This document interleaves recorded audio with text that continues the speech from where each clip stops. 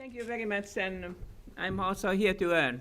And it was good to get the remindings that what I have said, because I start with that. It's when the new countries, a lot of them, joined to the European Union after the Soviet Union was collapsed and the new European democracies start. And they were a little bit afraid about the assimilation all the time. And that's why I always said to them that, don't worry, you are the only Slovenians. You will be the only Estonians in the Union. Don't make copies, don't make fakes. You are what you are, and we want you as you are. And as you know, we succeed. We made a quite good success with the enlargement, but now we are facing the other challenges. We have to continue, because weddings are not enough. The marriage is important. So, being here in Berlin, I will say once again that it is fantastic to be here again. So many memories from this wonderful city, from European history, and also from these wonderful people here. So, culture of peace can be defined in many ways, but it normally relates to mediation, peace building, reconciliation, conflict prevention, and resolution. You might have many others in your mind. So moreover, it involves tolerance and mutual respect, what I have already heard by the other speakers. It can be nurtured by the peace education. Intercultural and interfaith dialogues are more and more important in today's world. I think it's because our time is a time of the super-individualism.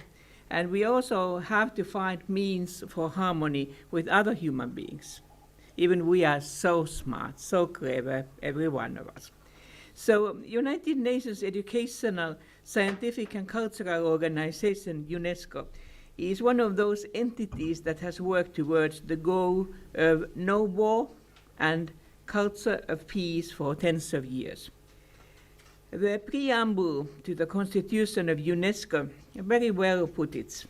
Its defenses of peace must be constructed in the minds of the people.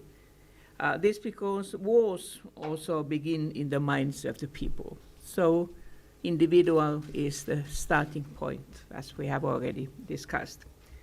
Now I try to manage with this.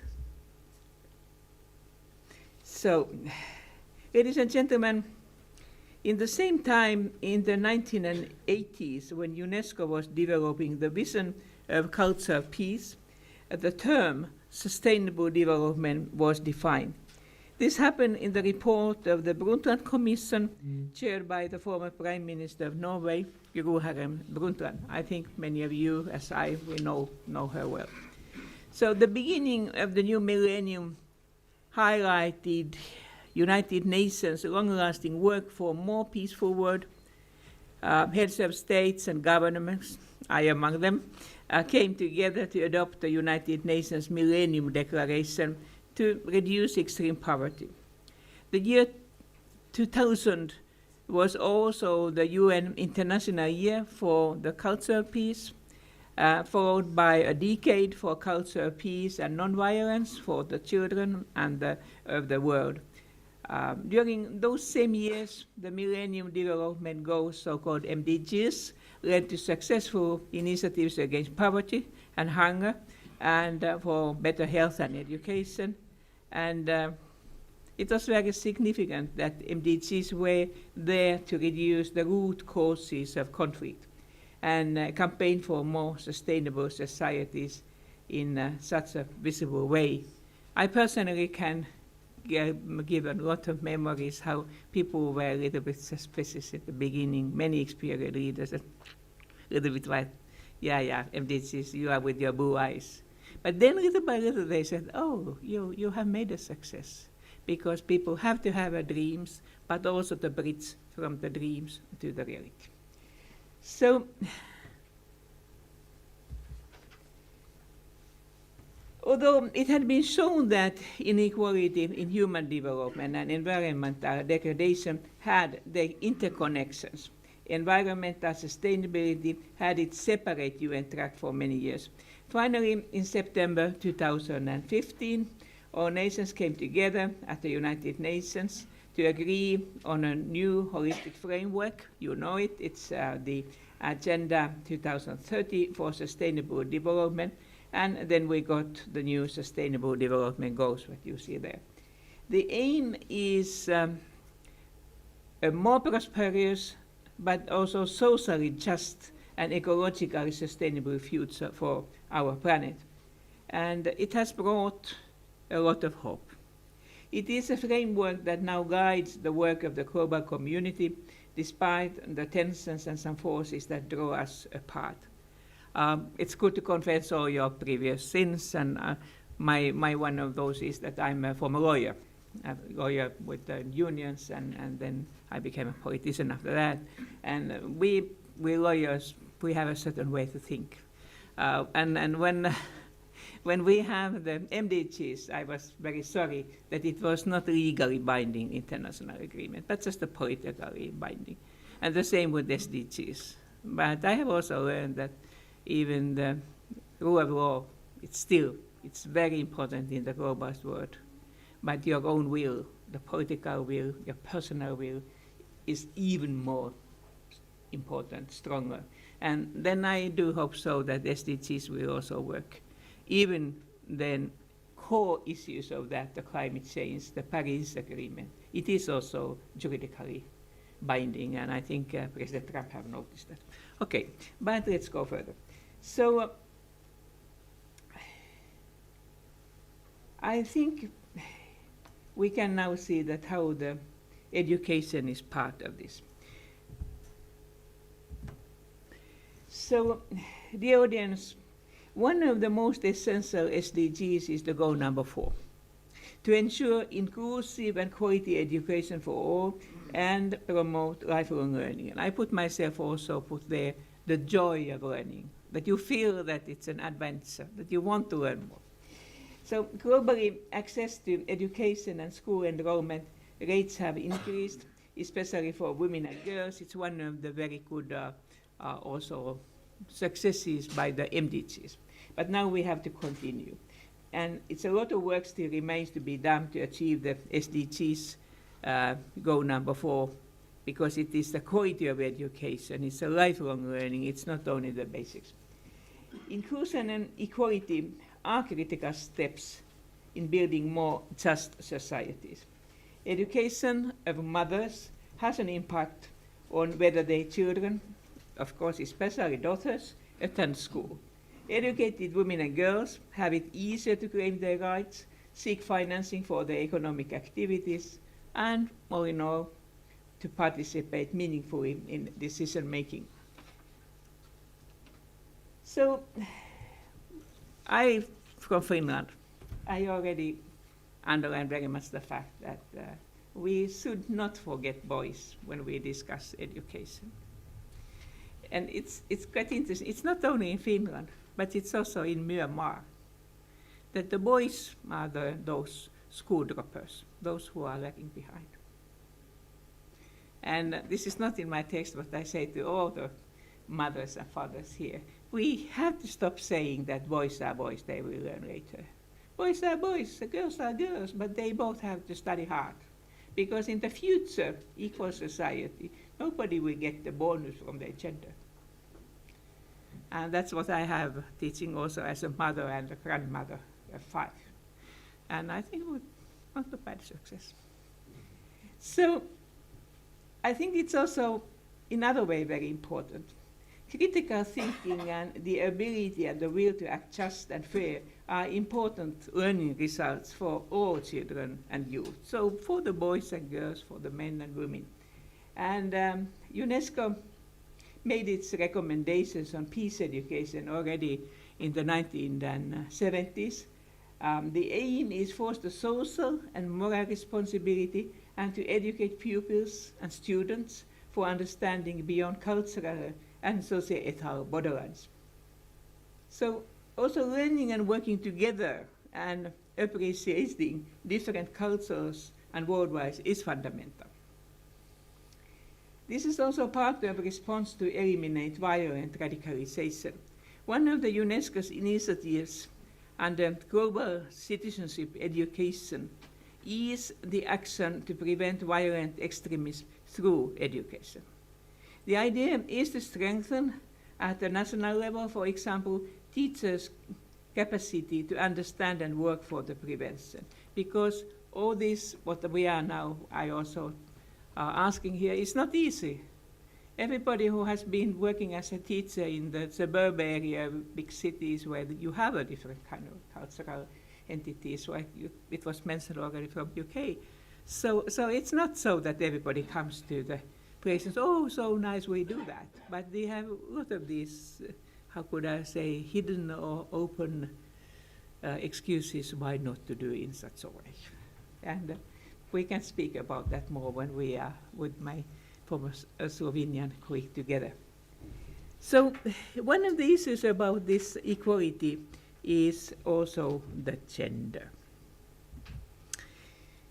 So, ladies and gentlemen, gender is not considered anymore as a soft politics or a marginal issue, what we do when we have nothing else to do. But it is a key question of the global importance. We have promised to leave no one behind with SDGs, so let's not do it. If we want to build a better future for all, we need to make sure that women and girls enjoy the same rights and opportunities as men and boys. So it's not only that we are fair and equal, but we don't achieve the goal without this 50% of the world's population, women and girls. So they are the key, also for men and boys.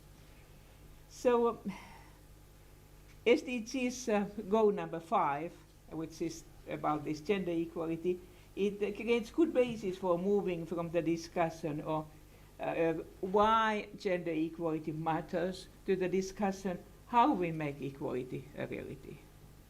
So let's stop saying why, let's start speaking how. I have 5 grandchildren. My 3-year-old granddaughter, the smallest one of them, Jasmine, from UK. So when she's looking at me, the most common response by her is always, she calls me Mummi, which is a grandmother in Finnish, and then she says, why? Why? I'm very interested to know that she will take the next step and say, how? But that's it. So one aspect is that the men and boys need to get involved in promoting gender equality. And this is sometimes even more difficult for them than for the girls, because they have this more benefited position. So, but it's also narrow in many ways. So it is important to allow boys and men to have new types of the role models and chances in life to pursue careers, lifestyles, and family roles, which lead to the greater sharing and equality in life. And this contributes to changing attitudes and social norms.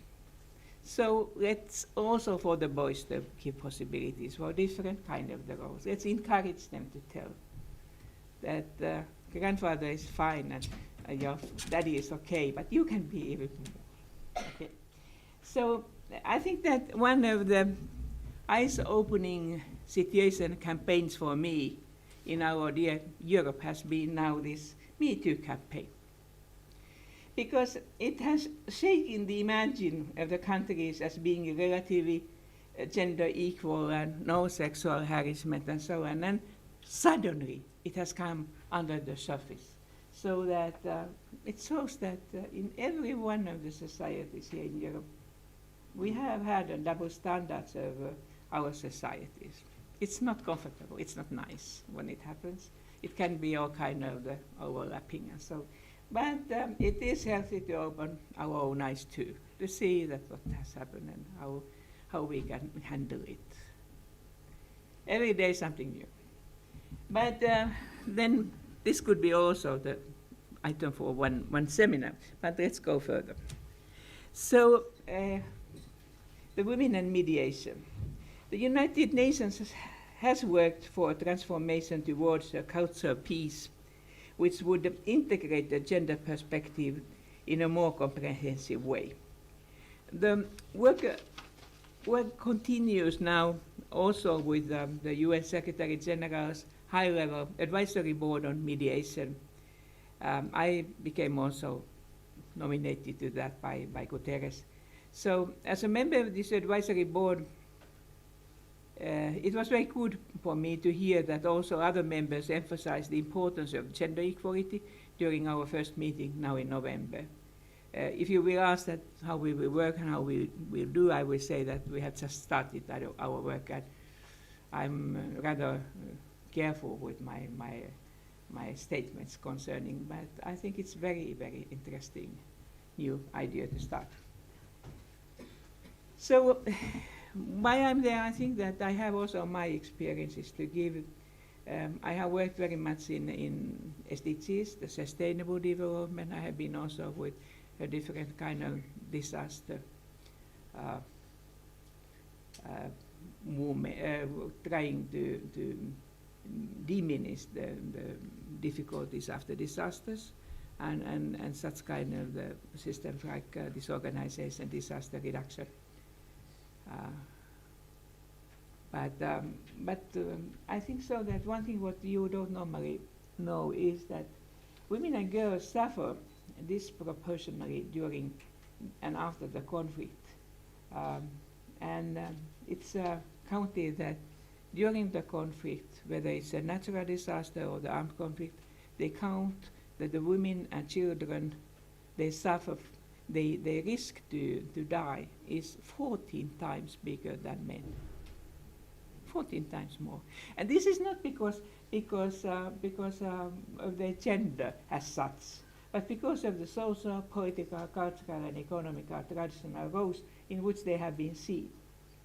So might be such kind of traditions which stop them trying to escape in the same way, and many other issues. This is the whole story. Regardless of these challenges, the women are experts on how to survive during conflict, also during the armed conflict, and how to rebuild afterwards. They are the experts of the civil society very much. So although there would be recognition for the policy that women and men are equal partners in these processes, and that inclusiveness sustains peace, so the peace building remains largely dominated still by men. So women are also underrepresented in the most areas of the UN peace operations, also in the peace negotiations, and in national governance, particularly at senior levels. Therefore, the full implementation of the UN Security Council Resolution 1325 on women, peace and security, and those resolutions after that, it is very vital really to focus on how we do it. Again, not why, but how. So,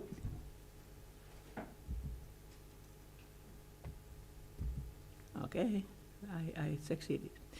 So now we come back to Europe also. Today I have focused on actions taken at the global level for sustainable development and cultural peace, but important work is done at every level, local, national, regional, with every one of us, and this is why also your work as in this academy is very warmly welcome. So different entities and individuals are here already present to do their part, and work needs to continue. Also, within the European Union, where you have heard already excellent contributions, so we are looking for understanding cultural diversity and developing cross-sectoral synergies when formulating policies.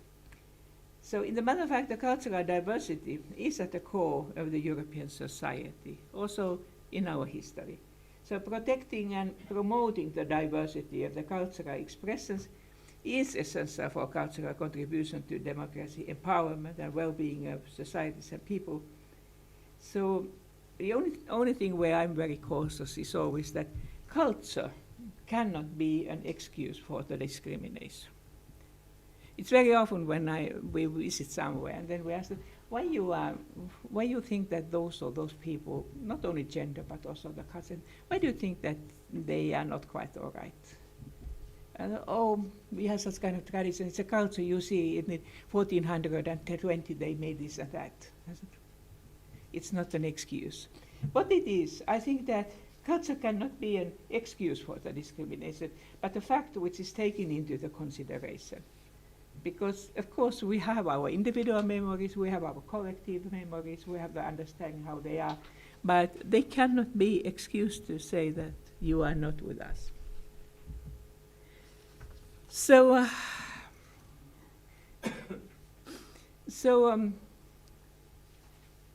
dear friends, let me finish by saying that we can solve problems with human knowledge and human will.